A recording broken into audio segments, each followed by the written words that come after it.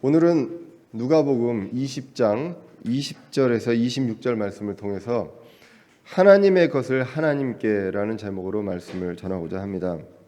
우리가 이제 누가복음을 계속 1장부터 달려왔습니다. 지금 이제 거의 1년 반 이상 누가복음을 보고 있습니다. 누가복음에 많은 예수님의 그 탄생부터 이 세상에 오심부터 여러 가지 사역들이 기록되어 있습니다. 특별히 이제 누가복음 20장, 19장, 20장은 예수님께서 이제 마지막 공생의 마지막을 달려오고 계십니다. 십자가에 달리시기 위해서 예루살렘으로 입성을 하셨습니다. 나귀를 타고 필요하지 않았던 나귀지만 예수님께서 필요하다고 하시고 나귀를 타고 입성하셨습니다. 예루살렘 가까이 오셨을 때 예루살렘을 보며 예루살렘이 닥칠 그 미래를 생각하며 우시는 슬피 우셨다고 이제 기록이 되어 있고요. 그런데 이제 성전으로 들어와서는 그 슬픔에서 분노로 예수님께서 표현을 하게 됩니다. 사고 파는 그 강도의 소굴로 바뀐 기도하는 집이고 말씀을 선포하는 집이며 희생물을 드리는 그 집이었던 하나님의 집이었던 그 집이 상업적으로 바뀐 그 본질을 망각하고 강도의 소굴로 바뀐 그 성전을 예수님께서 청소하셨습니다. 이러한 것들을 볼 때 그 기득권, 그 당시에 어떤 모든 권위와 권한을 대표하고 있었던 그 사람들에게는 예수님이 눈에 가시죠. 그러다 보니까 수제사장들이라고 나오고 서기관들 그리고 바리새인들, 사두개인들 그 우두머리들은 항상 예수님을 죽이고 싶어 합니다. 그런데 예수님을 죽이고 빌미를 잡고 하고 싶어 하는데 늘 이 사람들은요 하나님을 두려워하는 것이 아니라 거기에 모여있던 많은 사람들을 두려워하고 있는 것을 보게 됩니다.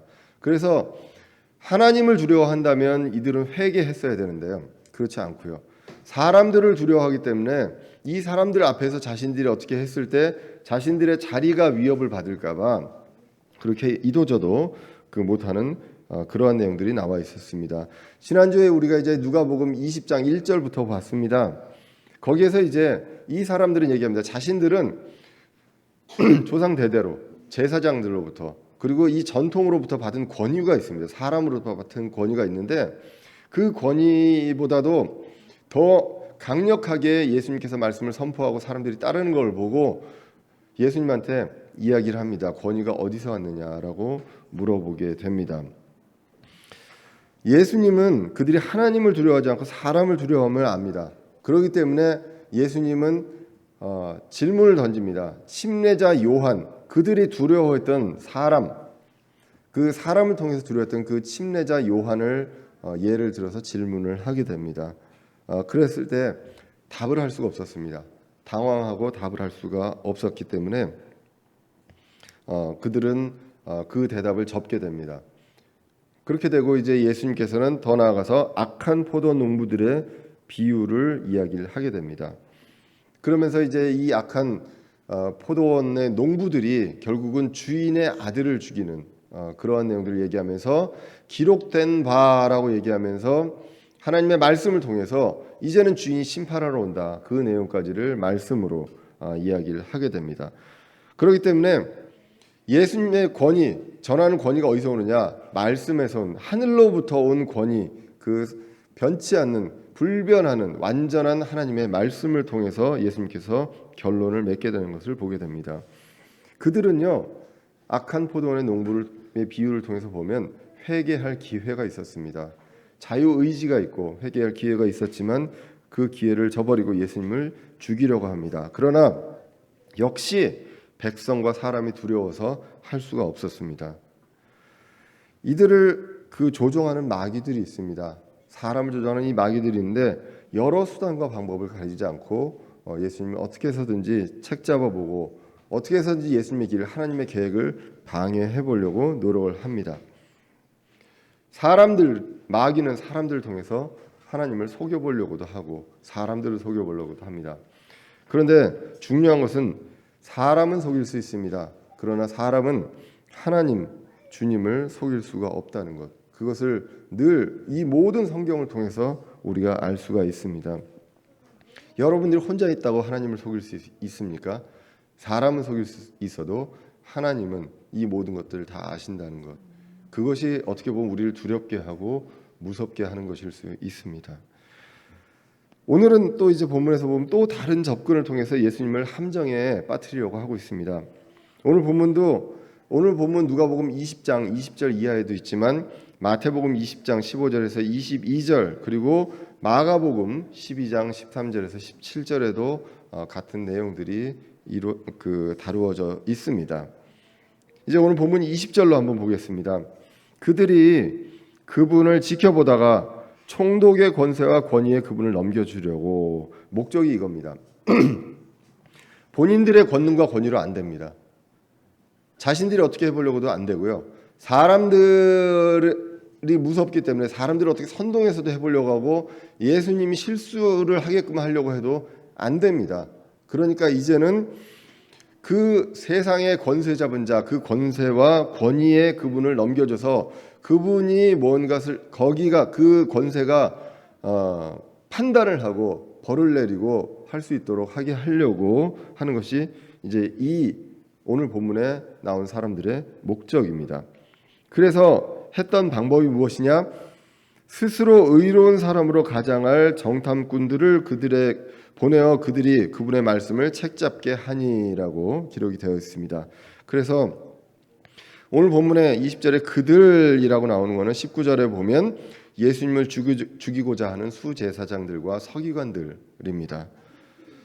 아직까지도 하늘로부터 온 권위를 인정하지 않고 있습니다. 그래서 이제 총독의 권세와 권위를 하나님의 권위보다 더 우선적으로 생각하면서 이 권위를 이용을 해서 예수님을 어떻게 해서든지 곤경에 빠뜨리게 하려고 한다는 것입니다. 사실 이제 그 권위에 도전하면, 그 국가의 그 큰 왕의 권력에 그 권위에 도전하면 예수님은 반체제 인사로 낙인 찍혀서 이제 고발을 당하겠죠. 이제 그러한 것들을 이제 노리게 됩니다. 그런데 방법으로서 아까도 말씀드렸지만 이제는 의로운 사람으로 가장을 합니다. 그러한 정탐꾼들을 보내서 말 실수를 유도합니다. 책 잡으려고 하는 그런 의도로 이야기를 합니다. 자, 이게 인간적인 방법입니다. 사람들은 말 실수를 많이 합니다. 언제 말 실수를 많이 합니까? 말을 많이 하면 그렇습니다. 지난주에도 제가 말 실수를 잠깐 했습니다.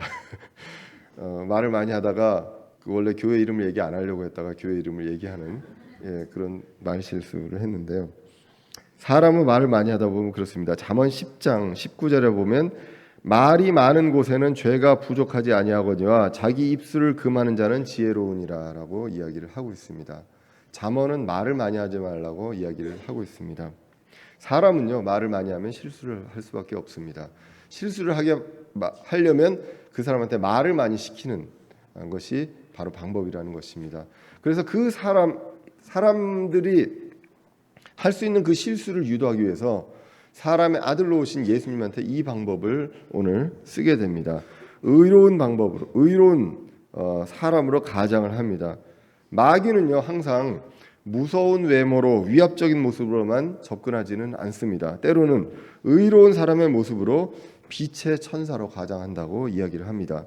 고린도후서 11장 13절 이하에서 보시면 그러한 자들은 앞에 문맥을 보면 실족시키기 위해서 기회를 찾는 자들입니다. 그러한 자들은 거짓 사도요, 속이는 일꾼이며 자기를 그리스도의 사도로 가정하는 자들이라. 그것은 결코 놀랄 일이 아니니 사탄도 자기를 빛의 천사로 가장하느니라 라고 기록을 하고 있습니다. 그렇기 때문에 정말로 의로운 사람처럼, 아주 선한 사람처럼 접근을 할 수 있습니다. 마귀가 그렇게 조종을 한다는 것입니다. 사람이 아니라요, 마귀가 그렇습니다. 마귀는 누구나 조종을 할 수가 있습니다. 그렇기 때문에 그러지 않기 위해서는 우리는 성경에서 뭐라고 얘기합니까? 성령 충만하라고 이야기를 하고 있다는 것입니다. 그렇기 때문에 교회에서도 이런 일들이 일어날 수 있다는 것, 사람이 아니라 그 사람 자체가 아니라 그 사람의 마음과 생각을 조종하는 마귀가 여기 있을 수 있다는 것입니다. 지난주에도 말씀드렸지만 이 자리가 성전이 아닙니다. 예배당이기 때문에 어느 누구든지 들어올 수 있는 것, 성스러운 곳이 아니기 때문에 어느 누구든지 들어올 수 있는 것이 바로 이 공간이다라는 것을 우리는 기억을 할 필요가 있습니다. 오늘 본문에서 이제 정탐꾼이 나오게 됩니다. 이 정탐꾼은 과연 누구인가? 마태복음 22장, 똑같은 사건을 기록한 마태복음 22장 15절에서 16절에 보면 이렇게 기록을 하고 있습니다. 그때 바리새인들이 가서 어떻게 자기들이 그분의 말로 함정에 빠뜨릴까 의논하고, 16절에 자기 제자들을 헤롯 당원들과 함께 그분께 보내어 이르되, 이렇게 기록을 하고 있습니다. 그러면 두 부류가 나옵니다. 그 제자들이 나오고요, 자기 제자들이 나오고 헤롯 당원들이 나오게 됩니다. 자기 제자들 하면 그 앞에 보시면 바리새인들입니다. 그렇기 때문에 바리새인들의 제자들이기 때문에 이들도 이제 바리새인 또는 바리새인을 추종하는 자들이라고 볼 수가 있습니다. 그리고 나머지는 헤롯 당원입니다. 이 헤롯 당원이라는 것은 당시에 있었던 여러 분파가 있습니다. 바리새인도 있고 사두개인도 있고 헤롯 당원도 있고 열심 당원도 있습니다. 그렇게 있는데 이 헤롯 당원들은 주로 보면 그 헤롯 대왕 그리고 헤롯 안디바, 그 영주죠, 로마 시대에 그 지역을 다스리라고 한 그런 왕들을 추종하는 세력입니다. 그렇기 때문에 이 사람들은요, 로마의 그 카이사르한테 세금을 내는 건 당연합니다. 그거를 강력하게 지지하는 사람들이고요. 반면에 이제 바리새인들은 어떻습니까? 우리가 위선자로 알려져 있죠. 율법을 겉으로만 지키면 된다. 물론 그런 사람들이 많습니다. 하지만 이 사람들은요, 회당을 중심으로 모이는 그 회당 중심자이기도 하고요. 그리고 하나님이 선택한 백성이고 하나님이 주시는 왕만 우리의 왕이다라고 하기 때문에 이들은 세금을 내지 않습니다. 그러니까 이 두 반대 세력이 예수님 한 분을 무너뜨리기에 합심을 한 겁니다. 바리새인과 헤롯 당원이 같이 이제 합심해서 정탐꾼이 돼서 주님의 그 기록된 바라고 말씀하신 그 지난주에 말씀했던 그 기록된 바란 그 말씀으로 이제 같이 어떤 성경의 말씀을 인용해서 접근을 하게 됩니다. 사실 광야에서 마귀가 시험을 할 때도요, 마귀가 예수님 시험할 때 처음에 이러이러하다라고 했을 때 예수님께서 계속 대답을 어떻게 합니까? 기록된 바라고 이야기를 합니다. 그러니까 나중에 마귀도 어떻게 합니까? 기록된 바라고 얘기해서 성경을 다르게 왜곡되게 해석을 해서 예수님한테 시험을 하게 됩니다. 오늘도 21절에 보시면 이렇게 기록을 합니다. 우리가 알기에 선생님은 바르게 말씀하시고 가르치시며 아무도 외모로 받아들이지 아니하시고 오직 하나님의 길을 참되게 가르치시나이다라고 이제 기록을 하고 있습니다. 이것이 이제 구약의 말씀을 인용을 한 것입니다. 신명기 10장 17절에 보시면 하나님에 대해서 이렇게 기록합니다. 주 너의 하나님은 신들의 신이요 주들의 주시며 위대하시고 능하시며 두려우신 하나님이시라. 그분은 사람들의 외모를 중히 여기지 아니하시며 대가를 받지 아니하시고라고 기록을 하고 있습니다. 그렇기 때문에 자신을 의인으로 가장을 해야 합니다. 그렇기 때문에 자신도 하나님의 말씀을 중요하게 생각하는 사람이다라는 것을 보이려고 하는 것입니다. 그렇기 때문에 이 의로운 사람이라고 가정을 했기 때문에 21절에 바르게 말씀하시고 그리고 하나님 그 외모로 받아들이지 아니하시고 하나님의 길을 참되게 가르치신다라고 기록을 하고 있습니다. 먼저 칭찬을 하게 된다는 것입니다. 사람은 보통 이 칭찬에 넘어가게 되죠. 그리고 사람들이 지지하게 되면 최면이 걸립니다. 국회의원 선거할 때 보통 그런다고 합니다. 이 후보자들이 있지 않습니까? 꼴찌 후보자도 전날까지 자기가 된다고 생각을 한답니다. 아무리 우리가 밖에서 보면 객관적으로 봤을 때 저 사람은 안 돼, 왜 나올까라고 생각을 하지 않습니까? 근데 그분들이 마지막에 나중에 보면 전날 정도 되면 자기가 1등으로 바뀌었다라고 생각을 한다는 것입니다. 왜 그렇습니까? 주위에 지지하는 사람들이 있으면 사람이 바뀌게 된다고 합니다. 많은 교회 목사님들도 그렇습니다. 처음에 순수한 마음으로 정말 하나님 사랑하는 마음으로 교회를 세우고 교회가 시작을 합니다. 교회가 커지고 그리고 목사님들을 받들고 칭찬하고 이렇게 되면서 사람들은 변하게 됩니다. 성경에서도 보면 성경의 역사에서 어느 왕이 실수가 없었던 왕이 있습니까? 왕이 처음에 생길 때 왕으로 처음에 하나님께서 기름 부을 때 얼마나 겸손하고 그랬던 사람들입니까? 왕이 되고 나서 어느 정도 그 왕국이 강력해졌을 때 이 사람들이 실족하는 것을 보게 됩니다.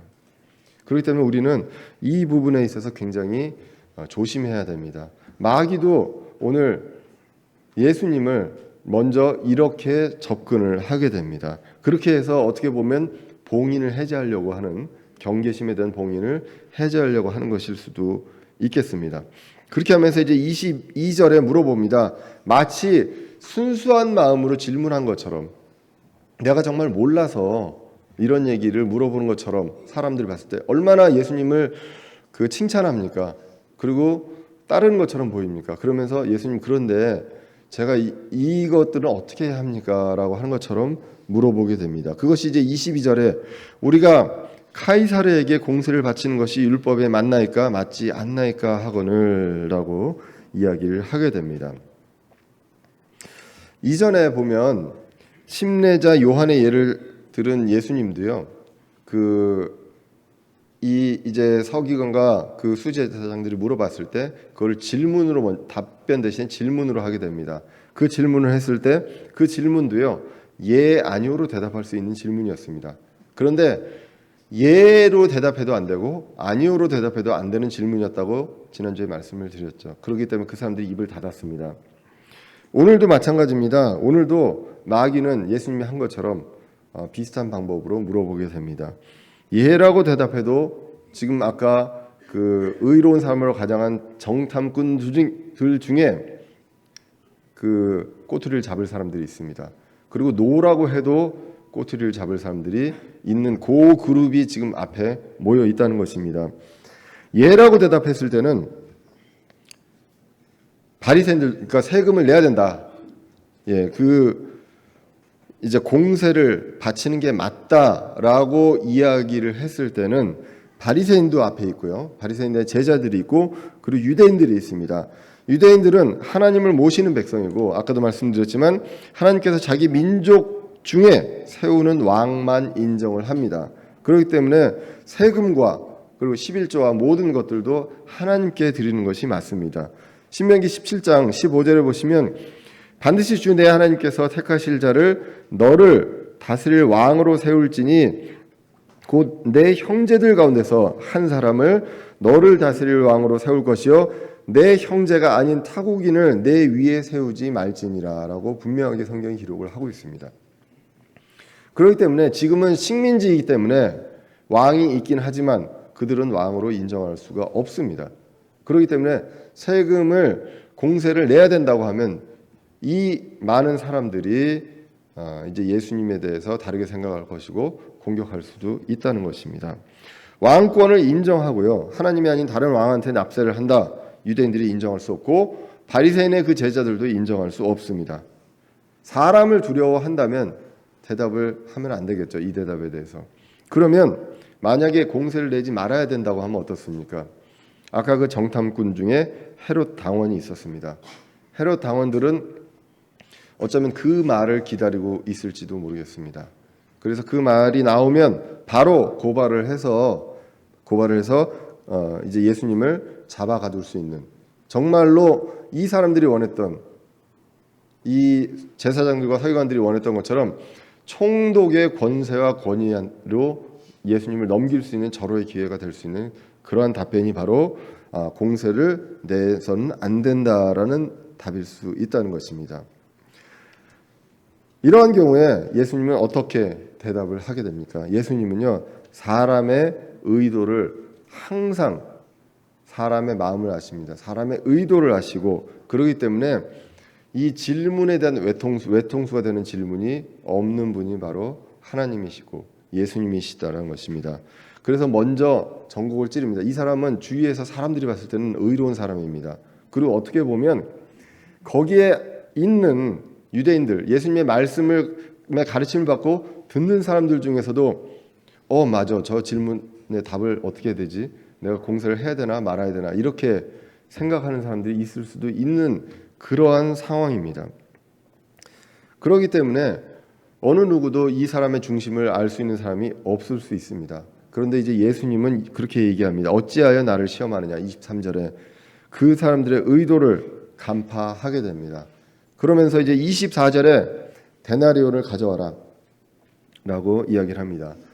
이 1데나리온은 우리가 마태복음에서도 보면 알 수 있지만 포도원의 비유에서도 보면 알 수 있지만 그때 당시에 그 성인 근로자의 하루 일당 정도 되는 그러한 금액입니다.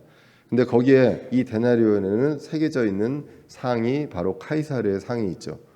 보통 우리가 얘기한 시저가 이제 바로 카이사르입니다. 자, 그래서 그걸 가져오라고 합니다. 그리고 거기에 있는 형상과 글이 누구의 것이냐라고 이제 물어보게 됩니다. 예수님께서. 사람들은 당연히 거기에 있는 그 형상과 그 동전에 생긴 형상과 글이 카이사르의 것인 것을 알게 됩니다. 그래서 그렇게 대답을 합니다. 카이사르의 것입니다라고 대답을 합니다. 이때 이제 예수님께서 25절에 정말 절묘한 답변을 합니다. 세상 왕의 것과 하나님의 것을 분리하라고 이야기를 하게 됩니다. 25절 보시면 그분께서 그들에게 이르시되 그런즉 카이사르의 것들은 카이사르에게 하나님의 것들은 하나님께 바치라 이렇게 말씀을 하게 됩니다. 1차적으로 이 문자 그대로 해석을 하면 이 세금 문제에 대한 것들을 완벽하게 예수님께서 정리를 하신 것입니다. 세금을 이 당시에 지배하고 있는 국가, 이 세상의 국가에 대한 세금도 내라. 그리고 하나님의 것은 하나님께 드리고 국가에게 할 것은 해라라고 이야기를 합니다. 사도 바울은 이 구절을 가지고 사도 바울을 통해서 하나님은 로마서 13장 7절에서 이렇게 얘기합니다. 그러므로 모든 사람에게 그들이 마땅히 받을 것을 주되 공세 받을 자에게 공세를, 관세 받을 자에게 관세를, 두려워할 자에게 두려움을, 존경할 자에게 존경을 주라라고 이야기를 하고 있습니다. 어떻게 보면 이 말씀, 오늘 예수님께서 이 말씀을 가지고 이 말씀을 하나님께서 사도 바울을 통해서 이 로마의 교회에 풀어서 해석할 때 나온 것이 바로 로마서 13장 1절부터 7절까지라는 것입니다. 위에서 오는 권위에 순종하고 모든 권위는 하나님께서 권력을 주신 것이다 라고 시작하는 로마서 13장 1절부터 7절까지의 말씀이 이제 이 말씀을 통해서 나온다는 것입니다. 자, 이렇게 대답을 했을 때 26절에 보시면 정탐꾼들은 이제 더 이상 할 말이 없습니다. 철저하게 준비하고 작전까지 짜고 그러고 왔지만 책 잡지 못하고 오히려 그 대답에 놀라서 잠잠하게 된다고 26절에 나와 있습니다. 다시 이제 23절, 25절 그 사건으로 돌아가서 예수님의 답변을 통해서 우리가 볼 수 있는 것은 예수님은요 사람의 마음을 아십니다. 의도를 아십니다. 그렇기 때문에 예수님한테 접근하고 예수님한테 기도할 때 그냥 솔직하게 얘기하시면 됩니다. 이미 기도하시기 전에 우리의 마음을 아시거든요. 니고데모도 그랬고요. 수가성의 사마리아 여인도 그랬습니다. 처음에 자신을 감춥니다. 감추고 이야기를 하게 됩니다. 그런데 예수님은요. 거기서 동문서답하는 것처럼 대답을 하는데 사실 그 대답은 그 사람의 마음을 알고 있기 때문에 그 의도를 알고 있기 때문에 그것에 대한 대답을 계속 하고 있는 것을 이제 보게 됩니다. 그와 마찬가지로 사람의 마음을 아시고요. 그리고 예수님은 마귀의 의도도 아십니다. 의도를 알기 때문에 질문을 하기 전에 그 질문에 대한 답이 분명하게 있다는 것입니다. 그러면 우리에게 마귀가 질문할 때 그 질문에 대한 답이 어디 있습니까? 바로 하늘로부터 온 권위, 성경을 통해서 우리는 답을 찾을 수 있다는 것입니다. 성경을 통해서 성령님의 인도하심을 통해서 우리는 그러한 문제들의 답을 얻을 수 있다는 것입니다. 사람의 지식은 불분명합니다. 사람의 지식은 불완전합니다. 오히려 사람의 경험이 더 낫습니다. 그렇지만 사람의 경험도 불완전합니다. 우리는 내 경험으로 내 가치관으로 판단하는 것이 아니라 성경에서 무엇이라고 얘기하고 있는 것으로 우리가 판단을 할 필요가 있다는 것입니다. 그리고 또 한 가지 알 수 있는 것은 세상의 것과 하나님의 것이 있다라는 것입니다. 세상은 누가 지배하고 있습니까? 공중의 권세 잡은 자가 지배하고 있고 세상은 멸망의 길로 가고 있습니다. 근데 그 안에 하나님의 것이 있습니다. 이것을 구분하라는 것입니다. 거룩에 대한 어원에 대해서 이야기를 합니다. 거룩에 대한 어원은 분리입니다. separate이라는 것이죠. 그래서 세상의 것과 하나님의 것을 분리합니다. 그래서 지금은 사람이 세운 국가입니다. 구약의 이스라엘도 국가였지만 거기는 신정 국가였습니다. 왕이 있지만 그 왕 위에 하나님이 계셨습니다. 지금은 어느 나라도 하나님이 왕 위에 있는 나라는 없습니다. 그 나라에 있으면서 이것은 세상의 것이라는 것입니다. 그 위정자들의 것이고 카이사르의 것입니다. 그리고 우리에게 믿는 사람들에게는 하나님의 것이 있다는 것입니다. 그렇기 때문에 우리는 믿는 사람들은 오늘 본문에서 보면 세상과 국가에 대한 그리고 의무도 다 하고 또 우리가 교회로서의 의무도 다 해야 한다는 것. 이 두 가지를 다 해야 한다는 것입니다.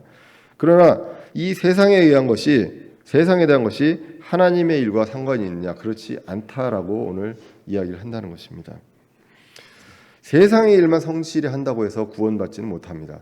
그렇지만 하나님을 믿는 사람들은요, 하나님에게도 성실해야 되고 이 교회에 성실해야 되고 세상에게도 성실해야 한다는 것.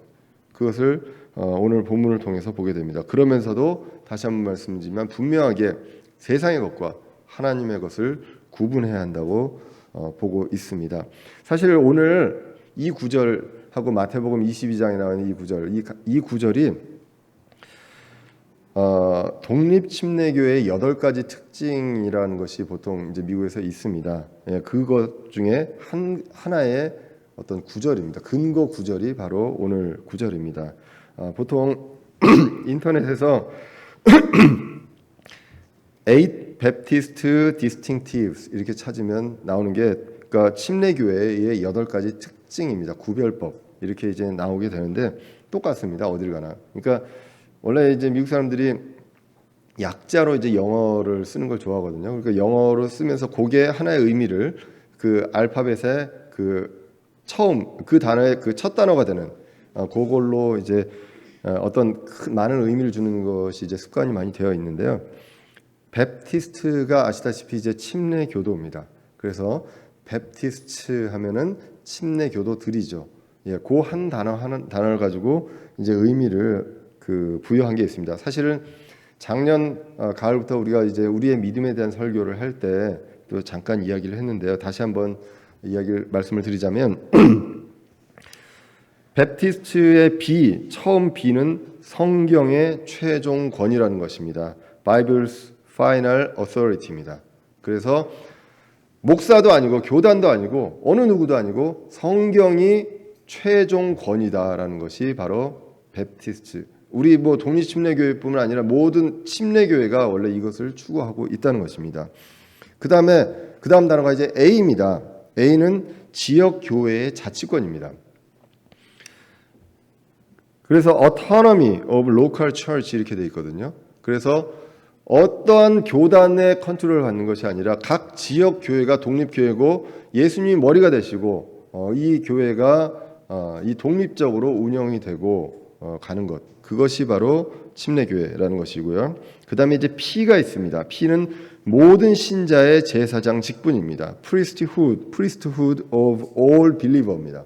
그래서 예전에는 그리고 지금도 그렇게 주장하시는 분들이 있지만 목사가 제사장이다라고 하는데 아니라는 것입니다. 모든 신자가 왕가의 제사장이라고 성경에서 기록을 하고 있습니다. 이 모든 지금 제가 하는 내용들이 인터넷에 찾아보시면 관련 근거 성경 구절을 다 대고 있습니다. 그걸 통해서 이제 보시면 되고요. 그 다음이 이제 I입니다. I는 개인의 영혼의 자유입니다. 신앙의 자유, 영혼의 자유입니다. 그래서 individual soul liberty입니다. 그래서 개인이 어떠한 신앙과 어떤 믿음을 선택하든지 그것은 자유고요. 우리가 심지어는 우리 독립침례교회 우리 이 크리스찬의 이 교리도 강압적으로 할 수는 없다라는 것입니다. 우리는 말씀을 선포하고 받아들이는 것은 개인 영혼의 자유라는 것, 그것을 이야기하고 있고요. 그 다음에 이제 S가 나오는데, S는 구원받은 신자들의 회원입니다. Saved Church Membership입니다. 그래서 구원받은 사람만 교회의 회원이라는 것입니다. 그래서 이제 우리가 교회 회원 운영할 때 우리의 믿음에 대한 것들을 다 동의하고 서명을 하면 교회 회원을 받는다는 얘기를, 회원으로 가입을 한다는 이야기를 했습니다. 다시 한번 말씀드리지만 회원과 비회원 간에 연회비도 없고요. 그리고 그 혜택도 없습니다. 다른 뭐 할인 혜택도 없다는 것. 다만 회원에게는 의무가 주어진다는 것입니다. 우리가 교회 회원으로서 하고, 비회원인 경우에는 와서 말씀을 듣고요. 그 다음에 그 말씀을 열심히 이제 뿌리를 깊게 하고 열매를 맺는 그러한 일들을 하시면 되겠습니다. 그 다음에 이제 T가 나옵니다. T는 두 가지 직분입니다. Two offices입니다. 그래서 목사와 집사만이 있다, 침례교회는. 그래서 이제 베프티스트가 되고요. 마지막 S가 바로 교회와 국가의 분리입니다. Separation of Church and State입니다. 이건 제가 얘기한 게 아니라 침례교회 베프티스트에 나오는 내용입니다. 그렇기 때문에 교회와 국가는 반드시 분리되어야 한다는 것, 이것이 성경적이다라고 하면서 이 내용에 대한 관련 구절로 나오는 것이 마태복음 22장, 누가복음 20장 20절에서 26절, 그 다음에 로마서 13장 1절에서 7절 말씀이 근거 구절로 나와 있고, 우리 교회, 우리의 믿음에도 이 내용이 그대로 이제 나와 있습니다. 자, 그래서 다시 이제 돌아가서 보시면 우리 교회뿐만 아니라 침례교 전체의 믿음이 이러한 믿음이고요. 그리고 예수님은, 그리고 교회의 관심은요, 국가를 바로 세우고 국가를 건강하게 하고 강력하게 세우는 것이 관심이 아닙니다. 교회를, 그리고 혼의 구원에 늘 관심을 갖고 계셨다는 것, 그것을 오늘 말씀을 통해서 얻을 수 있다는 것입니다. 이제 오늘 말씀을 요약을 하려고 합니다. 오늘 본문을 통해서 얻게 되는 교훈을 한번 정리를 해보겠습니다. 첫 번째, 교회 내에는 언제든지 마귀의 세력이 올 수 있습니다. 그런데 그 마귀의 세력이 의로운 사람처럼 말씀을 자신의 의도대로 왜곡해서 올 수가 있습니다. 여러분들도 아멘 하지만 체이도 아멘을 하고 있어서 저 은혜가 많이 됩니다. 예, 우리 체이는 저기 아기인데요. 예, 전혀 방해가 되지 않으니까 너무 염려하지 마십시오. 예. 자, 자신의 하나님의 말씀을 자신의 의도대로 왜곡하는 그러한 존재들, 언제든지 교회 내로 들어올 수 있다는 것입니다. 베드로전서 5장 8절에서 이렇게 얘기합니다. 그래서 정신을 차리라, 깨어 있으라. 너희 대적 마귀가 울부짖는 사자같이 두루다니며 삼킬 자를 찾나니 믿음에 굳게 서서 그를 대적하라. 세상에 있는 너희 형제들도 동일한 고난을 겪는 줄 너희가 아느니라. 이렇게 기록을 합니다. 자, 그래서 울부짖는 사자처럼 두루다니면서 우리를 삼키려고, 또는 의로운 존재처럼 접근을 해서 하려고 한다는 것. 그렇기 때문에 우리는 말씀 위에, 바른 교리 위에 바로 서야 하고, 무엇에 관심을 두어야 되는지 우리가 분명히 할 필요가 있다는 것입니다.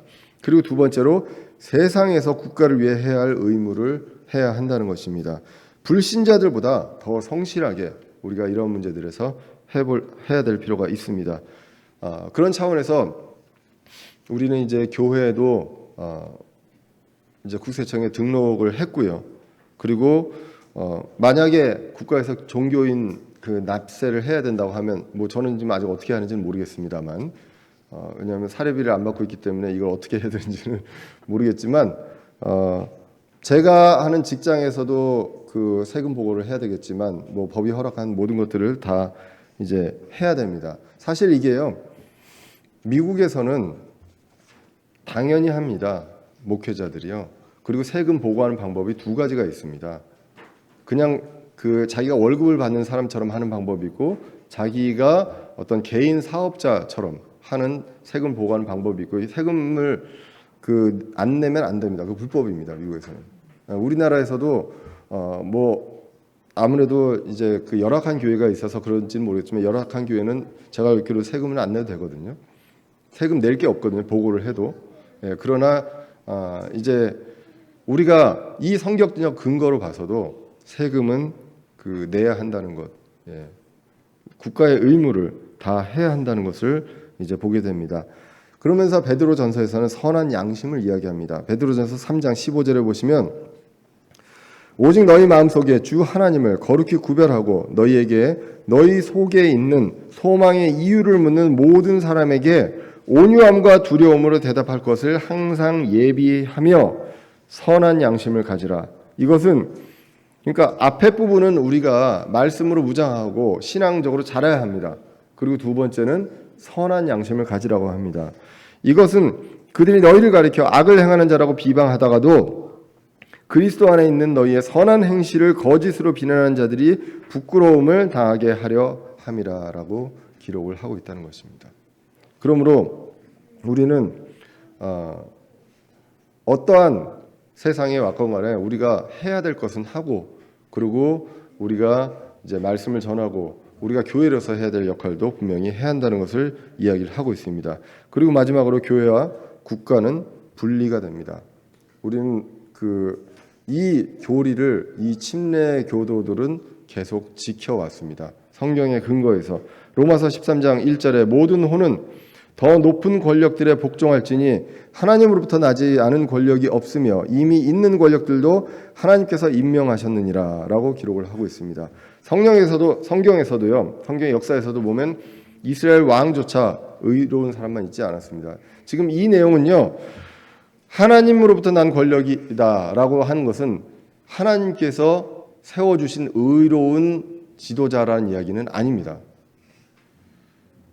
악한 지도자가 오히려 더 역사적으로 많았고요. 하나님께서는 느부갓네살 왕을 통해서도 로마를 통해서도 역사를 하셨다는 것입니다. 그렇기 때문에 지금 세운 우리의 정치인이 그리고 지도자가 하나님이 세우시기에 의로운 사람이다? 절대 그렇지 않다는 것입니다. 그렇기 때문에 그런 것들을 이야기하는 것이 아니라 우리가 세상에서 예수님께서 오늘 말씀하신 것처럼 가이사르의 것은 가이사르에게, 하나님의 것은 하나님에게 라고 하는 그것처럼 철저하게 교회와 국가 권력을 분리하라는 것입니다. 그러면 우리는 어떻게 해야 됩니까? 나라와 위정자들을 위해서 기도가 필요합니다. 기도해야 합니다. 기도해야 하는데 여러분들 기도 많이 하고 있는 줄 믿습니다. 저도 하고 있고요. 예를 들면 여기에 나와서 기도를 대표로 하시는 분이 기도하실 수도 있습니다. 그렇지만 여기에서 안 하고 개인적으로 기도할 수도 있고요. 여러분들 다 기도하실 수 있고 기도하셔야 되고요. 하실 줄 믿습니다.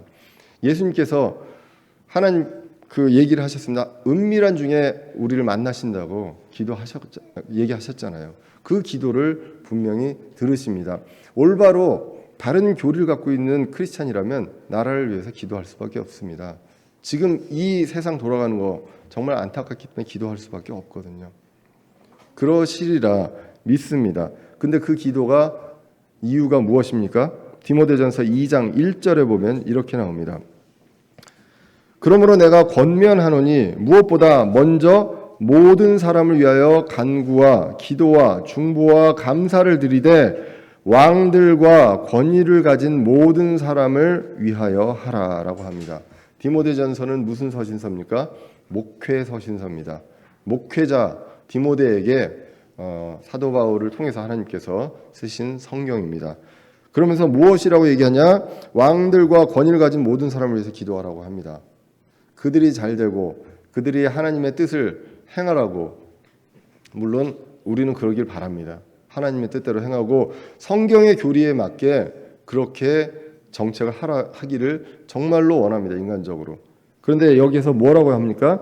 이것은 우리가 전적으로 하나님을 따르며 정직한 가운데 조용하고 평화로운 삶을 살고자 함이니라 라고 기록을 합니다.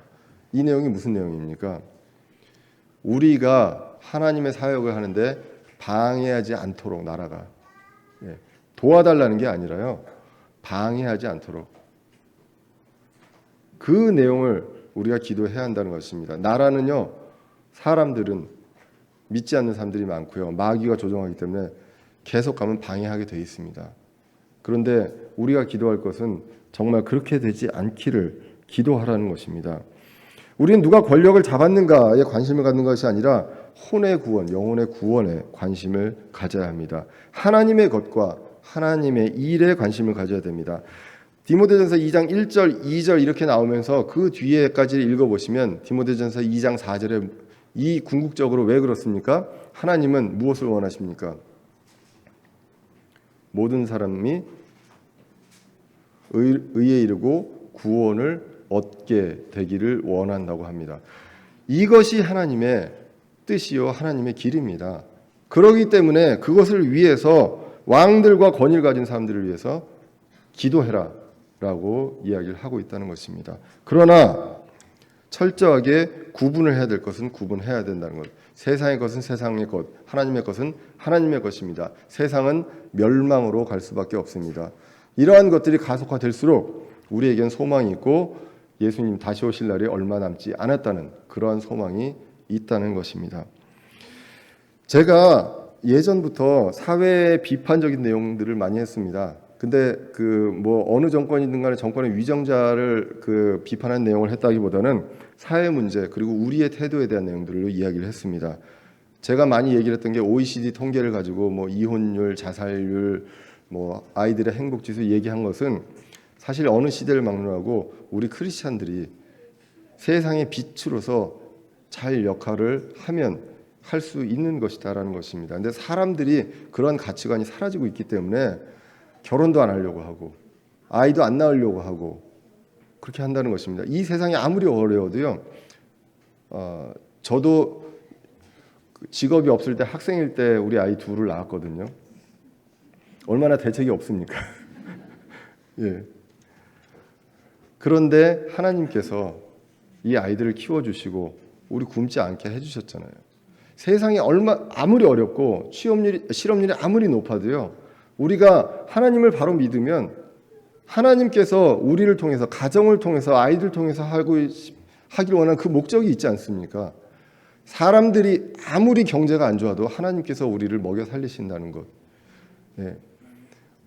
하나님의 나라와 의를 하나님의 왕국과 의를 구하면 그 모든 것들을 다 더해 주신다는 그 믿음이 있으면 우리는 왜 결혼을 안 하고 출산을 안 합니까? 그러한 것들에 대해서 우리가 분리할 필요가 있다는 것, 그것을 계속 이야기를 했습니다. 우리가 말씀 전하기가 어렵다고 합니다. 여러 가지 이제 그 차별금지법도 이제 통과가 될 거고요. 이제 여러 가지 어려움들이 있습니다. 그런데 우리가 지금 예수님이 말씀을 전하는 그 당시 상황을 한번 보시죠. 지금보다 쉬웠습니까? 초대교회 때 사도들이 말씀을 전할 때 지금보다 훨씬 더 좋은 상황에서 말씀을 전했을까요? 그들은 목숨을 걸고 말씀을 전했습니다. 우리는 지금 목숨을 걸고 말씀을 전합니까? 그렇지는 않지 않습니까? 그렇기 때문에 우리는 이러한 제도 때문에 못하고 저러한 제도 때문에 못하고 이러한 사회 상황 때문에 못하고 이러한 정치인 때문에 못하고 이게 아니라는 것입니다. 우리가 말씀을 바로 붙들고 세상의 것과 하나님의 것을 분리하고 하나님의 것을 추구하고 세상의 것도 성실하게 할 때 우리는 성령님의 도심으로 우리가 하는 것이 아니라 하나님이 이 세상을 통해서 하나님의 우리 부족한 우리를 통해서 하나님의 계획을 완벽하게 이루어 가시는 하나님이 있다는 것입니다. 지금요 세계적으로 교회가 소위 말하는 개신교 교회가 쇠퇴하고 있습니다. 영국은요 3%도 안 됩니다. 교회 인구가요. 유럽도 이미 망가졌습니다.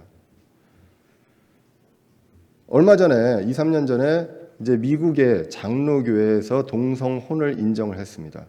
그래서 많은 장로교회, 미국 장로교회가 많은 교회들이 탈퇴를 했습니다. 그러한 일들이 진짜 일어났습니다.